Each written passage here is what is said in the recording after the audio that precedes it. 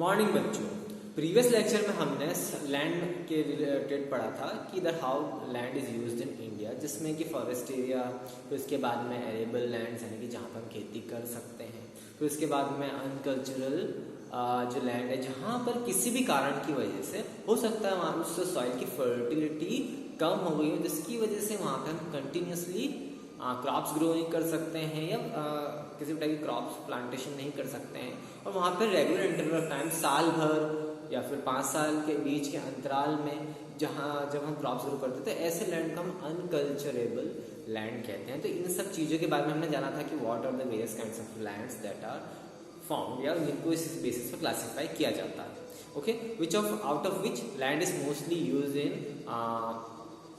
for crop production and as well as for factories building, residential buildings and all this.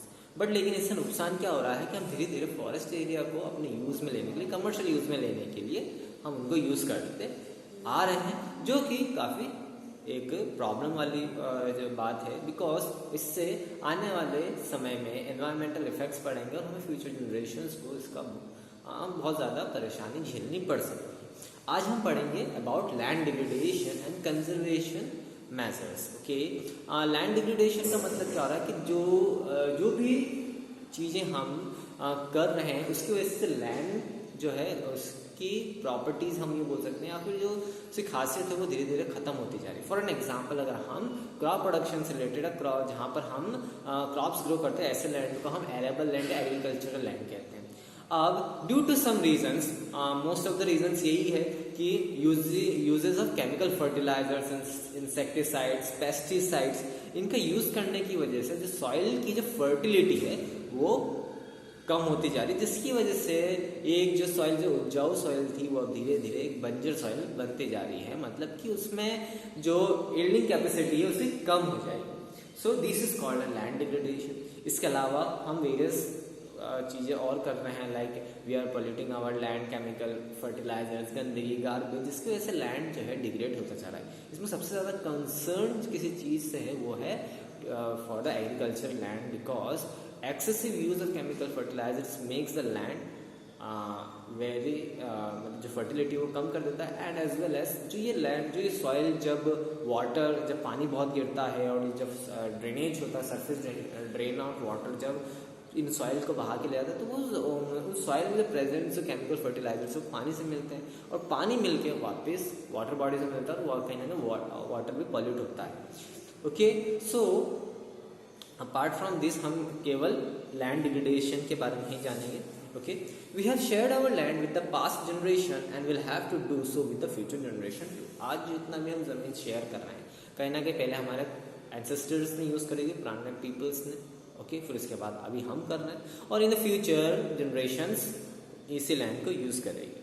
95% of our basic needs for food, shelter and clothing are obtained from land. हमारी 95% जो हमारी basic need है, जिसमें खाना, रहना, clothing, okay, ये सारी हम बिकॉज ऑफ लैंड ही हम ये सारी चीज़ों को यूज कर पा रहे हैं। Human activities have not only brought about degradation of land but also aggravated the pace of natural forces to cause damage to the land. Okay, human activity की वजह से ना ही केवल हमने लैंड को डिग्रेड कर दिया है, पर लेकिन जो the pace of natural force to cause damage to land, मतलब जिस तरह से नेचुरली अगर डैमेज होता है तो हम उसको बोलेंगे नेचर वाइज कोई भी चीज़ डैमेज हो रही है, पर लेकिन उसमें जो नेचुरली जो डैमेज होनी थी उसमें हमने और स्पीड अप कर दिया है, जिसकी वजह से नेचुरली भी लैंड ज़्यादा डिग्रेड होता जा रहा है।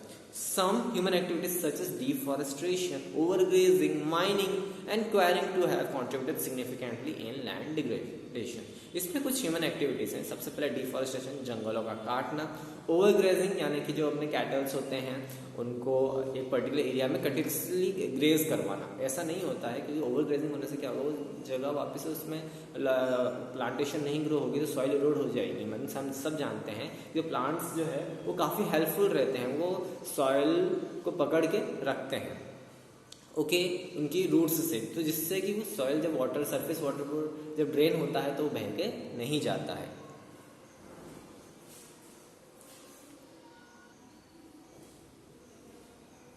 So human activities like deforestation, फिर उसके बाद में ओवर ग्रेजिंग, मैंने आपको बता दिया माइनिंग, यानी कि जो हम मिनरल्स के लिए हम एक्सट्रैक्शन करें वो प्रोसेस ऑफ द माइनिंग की वजह से, ओके, जिसकी वजह से हमारा लैंड बहुत ज़्यादा डिग्रेड हो रहा है। Mining and quarrying are two same things but with different techniques, okay, and हमने इससे पहले पढ़ चुके हैं। फिर भी अगर आपको पूछना हो क्वायरिंग के बारे में तो आप ग्रुप में मुझसे पूछ लीजिएगा, मैं उसमें एक्सप्लेन कर दूंगा। Mining sites are abandoned after excavation work is complete, leaving deep scars and traces over burning. अब क्या होता है, most of the mining sites once काम पूरा कंप्लीट होता है तो एक्सकवेशन वर्क जो हमने खोदा है उसको प्रॉपर्ली फिल ना करते हुए उस साइट को ऐसे छोड़ दिया जाता है। ऐसे स्टेट्स हैं लाइक झारखंड, छत्तीसगढ़, मध्य प्रदेश, उड़ीसा, जहाँ पे पहले तो पूरे फॉरेस्ट को डिफॉरेस्ट कर दिया गया, फिर वहाँ पे माइनिंग हुई, फिर उसके बाद में वहाँ पे प्रॉपर एक्सकवेशन जो सॉइल थी उसको प्रॉपर फिल नहीं किया, जिसकी वजह से वहाँ पे लैंड डिग्रेडेशन बहुत हुआ है। In states like Gujarat, Rajasthan, Madhya Pradesh and Maharashtra, over grazing is one of the main reason for land degradation. के साथ साथ गुजरात, राजस्थान, मध्य प्रदेश, महाराष्ट्र, यहाँ पे ओवर ग्रेजिंग सबसे बड़ी प्रॉब्लम रीजन आई है for the land degradation. In states like Punjab, Haryana, western Uttar Pradesh, over irrigation is responsible for land degradation due to water logging leading to increase the salinity and alkalinity in the soil. आप देखिए पंजाब में, हरियाणा में, western Uttar प्रदेश में जो कारण नजर है कि वहाँ पे लैंड डिग्रेड कैसे हो रहा है, तो वहाँ पे ओवर इरिगेशन यानी खेतों में ज़्यादा पानी देना, वाटर में बहुत सारे सॉल्ट्स प्रेजेंट रहते हैं, उसमें अल्कलिनिटी और सैलिनिटी जो वाटर में प्रेजेंस है, जिसकी वजह से वहाँ की सॉइल जो है डिग्रेड होगी। इसके साथ साथ एक और रीज़न ये भी है कि ये 3 ऐसी स्टेट्स हैं जहाँ पर केमिकल फर्टिलाइजर्स का इस्तेमाल सबसे ज़्यादा किया जाता है, जिसमें पंजाब और Haryana on the top of using chemical fertiliser, जिसकी वजह से भी वहाँ पर लैंड डिग्रेड हुआ है। Okay, the minerals processing like grinding of limestones for cement industry and calcite and soapstone for ceramic industry generate huge quantity of dust in the atmosphere. It retards the process of infiltration of water in the soil after it settles down on the land. फिर इसके साथ साथ आजकल हम लोग various ceramic works जो use करते हैं लाइक टाइल्स हो गया, वेरियस स्टोन्स हो गए, तो उनको पहले पॉलिश किया जाता है, क्वायर किया जाता है, पूरा साफ़ किया जाता है। तो ये क्या होता है, उसमें मशीन जब यूज़ की जाती है तो उसमें से पाउडर लाइक डस्ट लाइक उड़ता है, जो कि पहले एटमॉस्फेयर में फिर बाद में लैंड में सेटल देता है। जब ये लैंड में सेटल देते हैं, ये जो पाउडर है काफ़ी बैरियर की तरफ पे काम करता है, जिससे कि जो वाटर जो सॉइल की कैपेसिटी है वाटर को होल्ड करने की या वाटर को कंज्यूम करने की, एब्जॉर्ब करने की, उसमें ये कहीं ना कहीं हिंडरनेस डालता है। तो वो जो वाटर है वो प्रॉपर इन्फिल्ट्रेट नहीं हो पाता है सॉइल में। Okay, in recent years, industrial effluents as waste have become a major source of land and water pollution in many parts of the country. और रही सही कसर जो हमारे फैक्ट्रीज हैं उसकी वजह से, क्योंकि जितना भी वेस्ट होता है वो या तो वाटर बॉडीज में छोड़ दिया जाता है या फिर लैंड में छोड़ दिया जाता है, जिससे कि लैंड एंड वाटर बॉडीज दोनों ही डिग्रेड हुई हैं। There are many ways to solve the problem of land degradation. Okay, वैसे तो देयर आर वेरियस वेज, जिसमें सबसे पहला जो तरीका है वो एफॉरेस्टेशन का। ओके, ठीक है, हमें माइनिंग करनी थी, हमने उस पर्टिकुलर एरिया में माइनिंग किया, बट लेकिन वापस से वहाँ पर वापस से एफॉरेस्टेशन करने की रिक्वायरमेंट है, बिकॉज हमने कहीं ना कहीं फॉरेस्ट को तबाह किया है। तो for our purpose once the mining process is completed, तो वापस से ऐसा नहीं छोड़ना चाहिए कि लाइक एक्सकवेशन कर दिया तो जगह को ऐसे छोड़ दिया, पूरी प्रोसेस उस वहाँ पे वापस से एफॉरेस्टेशन करना चाहिए, ताकि जो हमने जो फॉरेस्ट कट किया है वो वापस फॉरेस्ट में कन्वर्ट हो सके। फिर इसके साथ साथ planting of shelter belts of plants control on over grazing. Okay, कुछ बहुत सारे ऐसे लैंड, बैरन लैंड्स होते हैं जहाँ पे हम वेजिटेशन ग्रो नहीं कर पाते, तो वहाँ पर हम लोग वेजिटेशन ग्रो कर सकते हैं, तो जिससे जो ओवर ग्रेजिंग वाली प्रॉब्लम है तो वो थोड़ी मिनिमाइज हो जाएगी। ओके,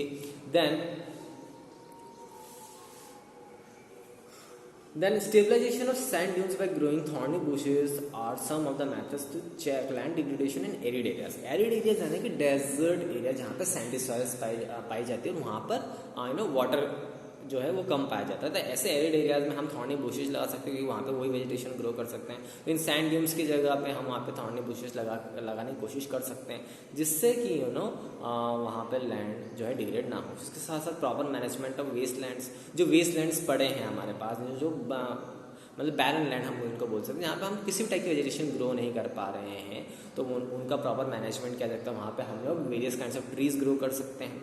ओके, देन जो माइनिंग एक्टिविटीज़ हैं उस पर प्रॉपर कंट्रोल किया जाए, जो डिस्चार्ज और डिस्पोजल हो रहा है इंडस्ट्रियल वेस्ट का, उसको प्रॉपर ट्रीटमेंट करने के बाद ही लैंड और वाटर में छोड़ना चाहिए, तभी जो है लैंड डिग्रेडेशन में मिनिमाइजेशन आ पाएगा। देन जो नेक्स्ट टॉपिक है आपकी बुक में वो है soil as a resource. Okay, soil हमारे लिए एज ए रिसोर्स कैसे काम करते हैं ना, इट्स वेरी बहुत ही इजीली एक आंसर है कि मोस्ट ऑफ द जितना भी हमारा एग्रीकल्चर प्रोडक्ट्स है वो सॉइल की वजह से ही आ रहा है, तो एक one of the most important resource है सॉइल। ओके, और उसके साथ साथ सॉइल एक ऐसी इंपॉर्टेंट रिन्यूएबल रिसोर्स है जो कि नेचुरल रिसोर्स है, जो कि रिन्यू हो जाती है। इसके साथ साथ it is a medium of plant growth and support different types of living organism on the earth, और इसी की वजह से सॉइल की वजह से ही due to growth of the plants यहाँ पर various kinds of organism survive कर पा रहे हैं। The soil is a living system, जो सॉइल जो है लिविंग सिस्टम है। इन क्लास 8 हमने इसके बारे में पढ़ा भी है। तो मतलब 1 सेंटीमीटर ऑफ सॉइल अगर फॉर्म होने में अप्रॉक्सीमेटली 250 ईयर्स तक लग जाते हैं, केवल 1 centimetre of soil. Okay, so एक लिविंग सिस्टम है, मिलियंस ऑफ ईयर्स लगते हैं to form 1 centimetre of depth. Okay, few centimetres of, not 1 centimetre, few centimetre. 1 centimetre की डेप्थ जो अगर क्रिएट करनी रहती है सॉइल, अगर फॉर्म होती है तो उसमें कम से कम 250 to 500 ईयर्स के बीच का समय लगता है केवल 1 सेंटीमीटर। तो फ्यू सेंटीमीटर सॉइल जो आज बने हमारे पास जो सॉइल अवेलेबल है, तो ये कहीं ना कहीं मिलियंस ऑफ ईयर्स लगे होंगे इस सॉइल को बनने के लिए। ओके,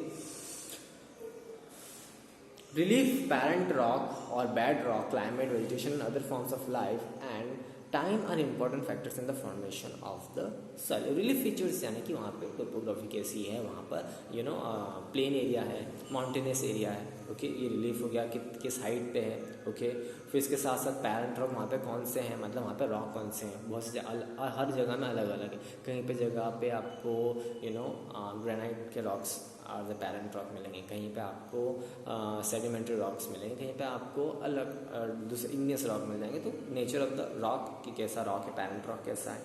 फिर इसके बाद में वहाँ का बेड रॉक का कैसा है। ओके, वहाँ का क्लाइमेट कैसा है, वहाँ पे कौन कौन सी वेजिटेशन यानी कौन कौन से ट्रीज या क्रॉप्स ग्रो हो सकती हैं। फिर उसके साथ साथ और अदर फॉर्म्स ऑफ लाइफ, वहाँ पर टाइम, उसके साथ साथ कितने समय हो गया है, टाइम फॉर्मेशन कितना लगा, ये सारी चीज़ें वेरियस फैक्टर्स हैं जो कि सॉइल फॉर्मेशन में इम्पॉर्टेंट रोल प्ले करते हैं।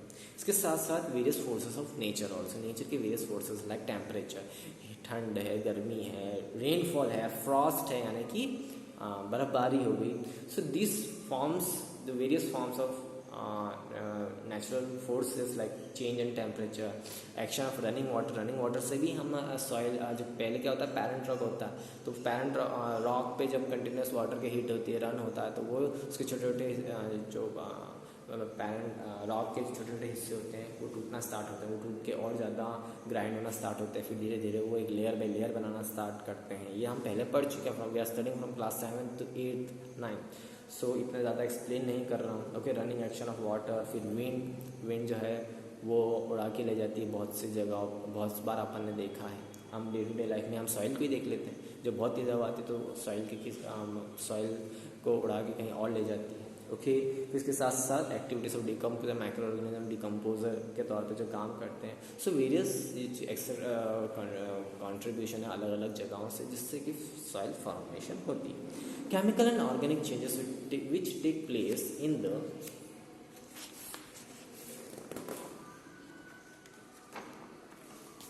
इन the soil are equally important. इसके साथ साथ केमिकल जो चेंजेस आते हैं ड्यू टू द रॉक्स और minerals that are present in particular area, वो भी काफ़ी इंपॉर्टेंस रखते हैं। लाइक फॉर एन एग्जांपल यहाँ पे जैसे लाइक हमारे MP है, यहाँ पे है ब्लैक सॉइल प्रेजेंट है। रीज़न ये है कि यहाँ पे जो रॉक जो ये मालवा रीजन है या सेंट्रल हाईलैंड्स जो है, ये पुराने ब्लैक रॉक पे जो इसका पैरेंट रॉक है, यहाँ उसका हम बोल सकते हैं जो हम पैरेंट रॉक जो जिसपे ये पूरा प्लेटो जो है पूरा खड़ा है, तो ये ब्लैक रॉक से बना हुआ, इसका जो कलर और जो टेक्सचर है वो ब्लैक रॉक है, जिसकी वजह से यहाँ पे सॉइल है मोस्टली रीजन में ब्लैक कलर पाई जाती है। इसके साथ साथ कुछ ऑर्गेनिक ह्यूमस, इनऑर्गेनिक मटेरियल्स ये भी पाए जाते हैं सॉइल में। Okay, so on page number 7 okay there is a diagram of soil profile. Okay, सबसे पहले आपको ग्रीन कलर में टॉप सॉइल दिखेगी which is known as the upper soil layer, जिसमें हमारा जितना भी वर्क चल रहा है,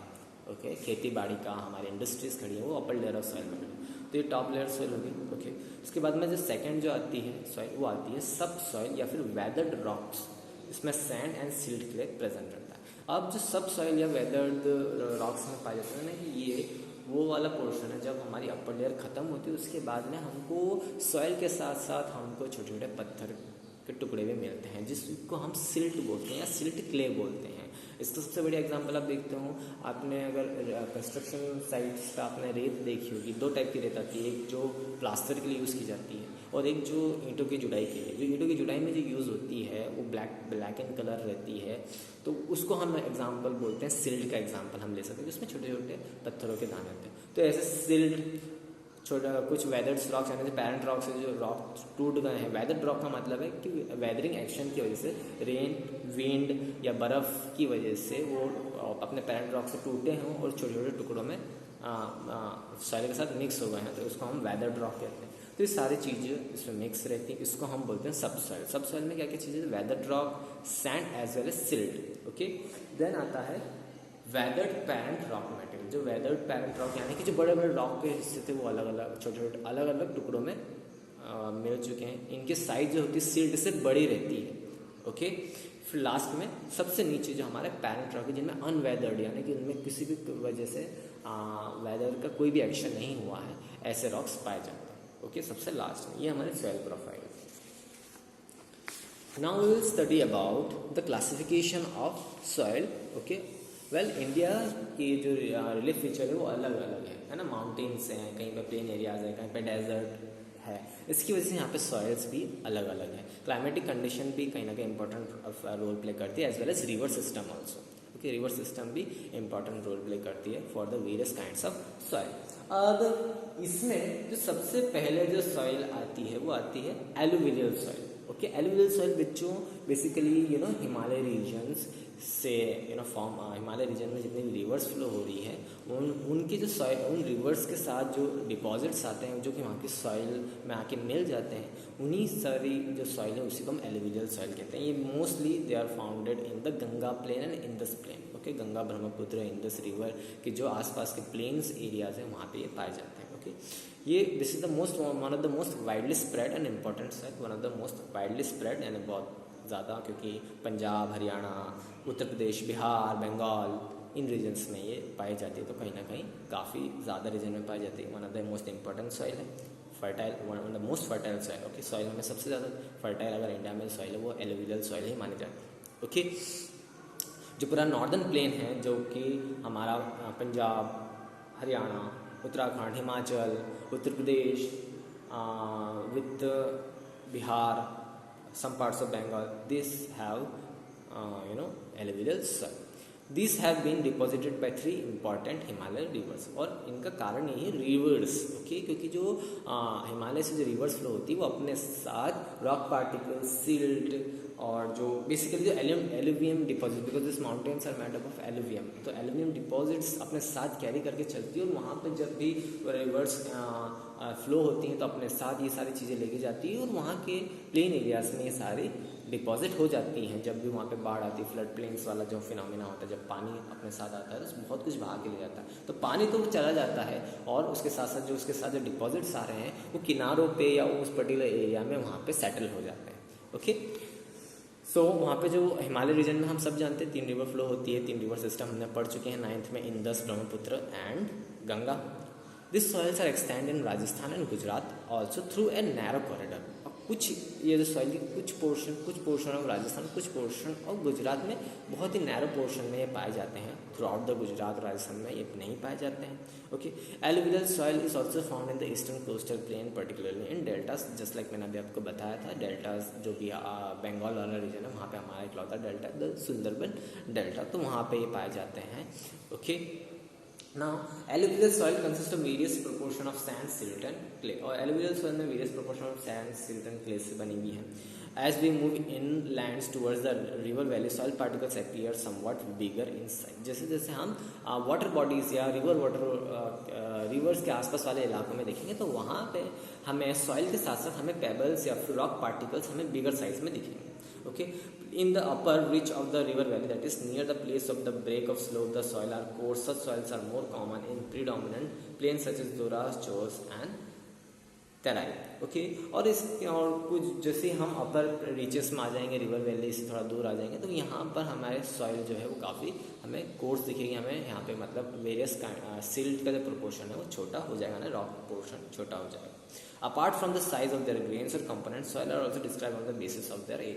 इसके साथ साथ सॉइल को एलुवियल सॉइल को उसके एज की बेसिस पर भी क्लासीफाई किया जाता है. जो ओल्ड एज्ड एलुवियल सॉइल होती है उसको बांगर सॉइल कहते हैं, और जो न्यू एलुवियल सॉइल जो फॉर्म हो रही, जो न्यूली फॉर्म हो रही, उसको खादर सॉइल कहते हैं. The bangar soil has higher concentration of kankar model. जो बांगर सॉइल है उसमें जो कंकर है यानी जो छोटे छोटे पत्थरों के टुकड़े हैं वो ज़्यादा प्रेजेंस होते हैं, जिसकी वजह से खादर्स के मुकाबले इसमें बड़े रॉक पार्टिकल्स होते हैं.